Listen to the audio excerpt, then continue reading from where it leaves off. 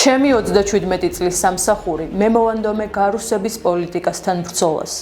ეს სიტყვები სასამართლო პროცესზე საქართველოს კათოლიკოს პატრიარქმა ამბროსი ხელაიამ წარმოსთქვა. ის 1861 წელს დაიბადა ილორის ეკლესიის მღვდელ ზოსიმე ხელაიას ოჯახში. ამბროსი ხელაიამ სამშობლოს საერო თუ სასულიერო თავისუფლებისთვის ბრძოლა ადრეული ასაკიდან დაიწყო. ქვეყნის გასაბჭოების შემდეგ მას არ შეეძლო შეგუებოდა ხალხის წამებას.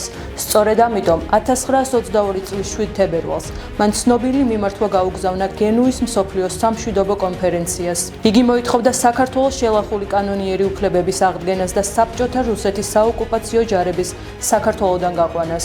მთელი მისი მოღვაწეობა იყო სამართლიანი ბრძოლა რუსული კოლონიური პოლიტიკის წინააღმდეგ. 1995 წლის 17 სექტემბერს საქართველოს მართლმადიდებელი ეკლესიის წმინდა სინოდმა ამბროსი ხელაია შერაცხა წმინდანად.